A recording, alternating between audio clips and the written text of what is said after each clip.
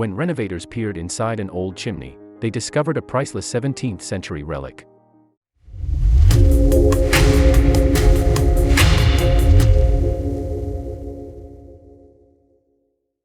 In an old house in Scotland, something is blocking the chimney. So, reaching inside the flue, a man pulls out what looks like a crumpled ball of rags. He almost throws them away as well, but something stops him at the last minute. Could this apparent piece of trash be someone else's treasure? Here's how the story unraveled. The man was renovating a house in Aberdeen, a city in the northeast of Scotland, when he made the startling discovery. Yes, while working on the old chimney, he encountered what appeared to be a ball of old fabric. Judging by the shape of the object, it seemed as if a previous owner had stuffed it up the chimney, possibly to stop a cold wind from blowing through into the house below. Now, however, it was difficult to tell what the item's original purpose may have been. Unable to identify it, the man who discovered the object considered tossing it into the trash. Happily, though, he had a change of heart and instead decided that his local museum might be interested. Eventually, the object found its way to the National Library of Scotland in Edinburgh. Rolled up in a polythene bag, it certainly didn't look like much when it arrived. However, researchers soon realized that they had uncovered an incredible find. In fact, conservationists at the library quickly determined that this unassuming bundle of rags was actually a map, one dating as far back as the late 17th century. What's more, they believed that it would once have been a great status symbol for its owner. Back in the 17th century, maps were seen as enviable possessions and a sign of great wealth. And the object here was no different. Measuring 7 feet long by 5 feet wide, the chimney map, as it became known, would once have been given pride of place in its owner's home. Apparently, it was produced in London, England, by a mapmaker named George Wilde. However, Wilde was known for copying maps initially drafted by others, and the origins of the chimney map are actually thought to have lain in Amsterdam in the Netherlands.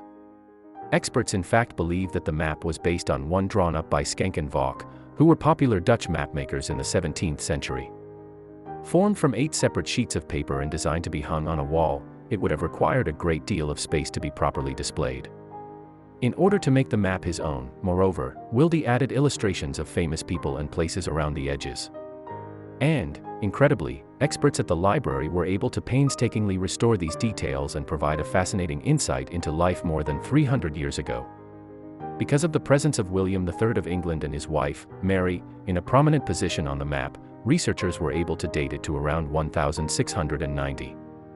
In fact, they initially speculated that the king's Protestant religious beliefs might have caused the map to be hidden away. It's more likely, however, that the map's value simply faded over time.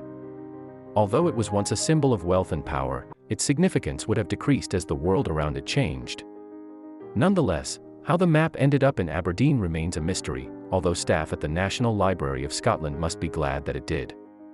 And after a lengthy and difficult restoration process, they were able to restore the map to its former glory. According to conservator Claire Thompson, the restoration was the hardest job she had ever faced. Much of the paper had been lost, she told Discover, the National Library of Scotland's magazine, in 2016. And the remainder was hard and brittle in places and soft and thin in others. Regrettably, the canvas base that had been attached to the map had deteriorated badly.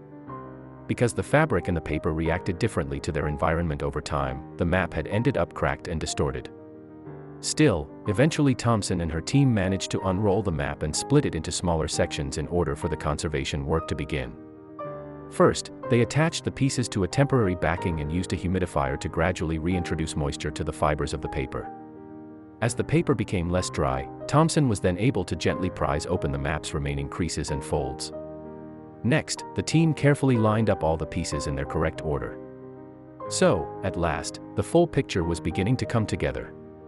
The final stage of the process involved suspending each section of the map in water at a temperature of 104 degrees Fahrenheit for 40 minutes. Amazingly, too, this didn't destroy the fragile documents. Instead, it allowed dirt to be removed from the paper while keeping the intricate designs intact. The restoration was a resounding success. What had previously looked fit for the bin was revealed to be a beautiful and detailed work of art, featuring everything from scenes of exploration and great sea battles, to far-off regions such as South America. Today, the map takes pride of place once more, just as it would have done 3 centuries earlier. This time, though, it is on display in the maps reading room of the National Library of Scotland, making it the pride of one of the largest cartographic collections in the world. As this discovery proves, sometimes it's the most unremarkable-looking objects that have the most fascinating stories to tell. Take, for instance, this other seemingly mundane find, which also took place in Scotland. The object in question looked like nothing more than a crumpled paper parcel when museum staff discovered it. However, it turned out to be something far more rare and valuable. Dr. Margaret Maitland was sorting through some of the extensive collection of objects in storage at the National Museum of Scotland in Edinburgh's Old Town when she came across an unremarkable-looking parcel wrapped in brown paper. And although it didn't seem very promising and was unlabeled, she decided to unwrap it anyway. When the curator did, she discovered a bundle of old fabric. Also inside the parcel was an envelope dating from World War II, and inside the envelope was a note written in the 1940s by a previous curator.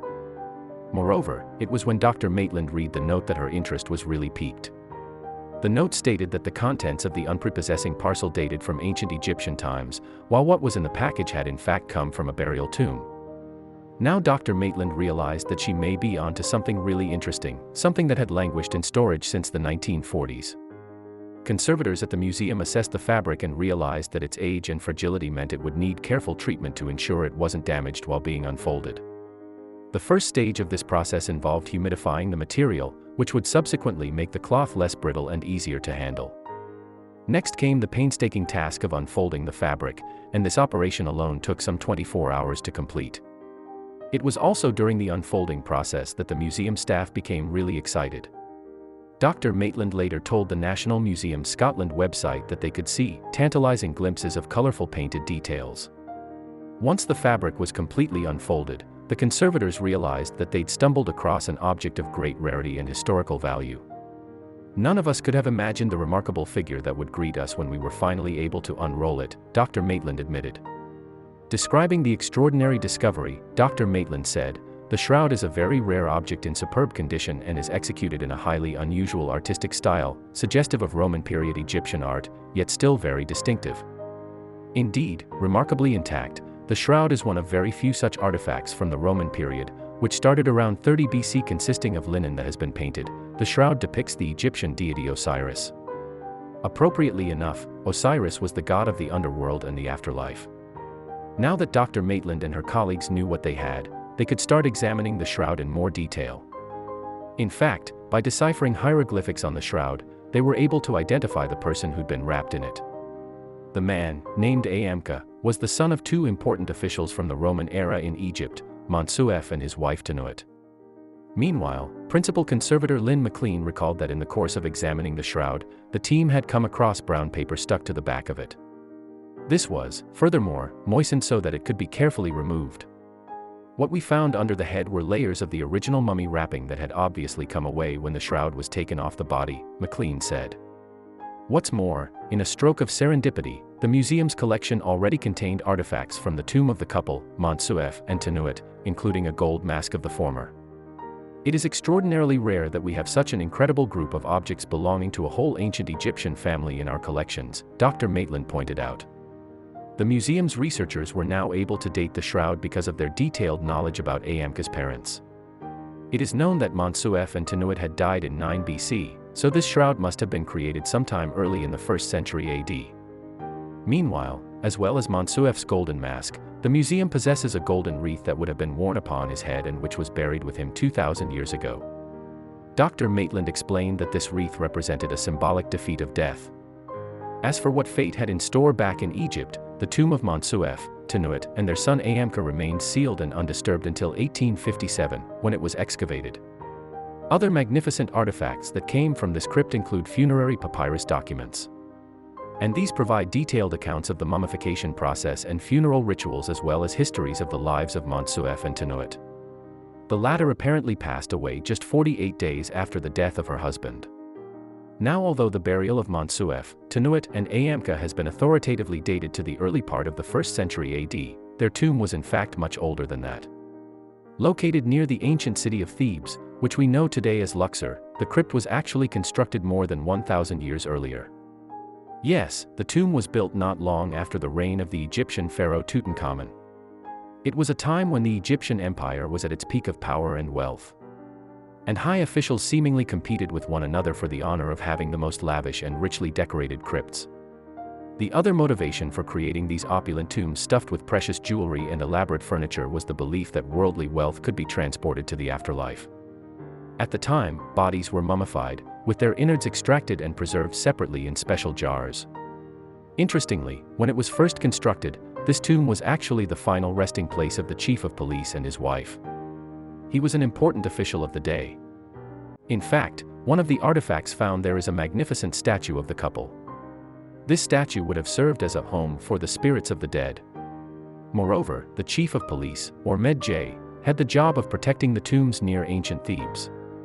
Describing the rituals that took place at the tomb, Dr. Maitland said, people would go and present offerings to a statue of their deceased relatives, so that they would have the food and drink they needed to be able to live forever. In the centuries between 1290 BC, when the tomb was built, and the 1st century AD, when it was sealed after the deaths of Monsuef and his family, the tomb would have been reused many times. However, it subsequently remained untouched for almost 2 millennia, until Victorian archaeologists excavated it. The beautifully preserved shroud later sat on a museum shelf for 80 years. And history lovers the world over will be glad that it's finally been rediscovered.